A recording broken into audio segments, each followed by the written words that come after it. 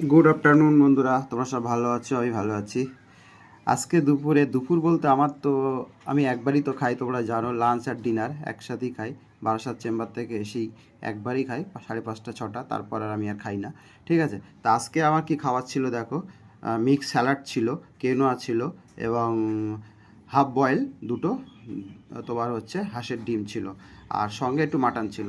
আচ্ছা, এইগুলো খাওয়ার আগে আমি আপেল সিডার ভিনিগারটা খেয়ে নিয়েছি, তারপরে আমি এইগুলো খেয়েছি। এই স্যালাড দিয়ে আমি খেয়েছি ডিমটা এবং মাটনটা। ঠিক আছে, তারপরে আমি তোমার হচ্ছে কেনোয়াটা খেয়েছি।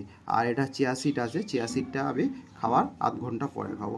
এটা হচ্ছে একটা ব্যালেন্স ফুড বন্ধুরা। যারা ওজন কমাতে চাও এবং যারা ডায়াবেটিস পেশেন্ট, তাদের জন্য খুবই ভালো খাবার।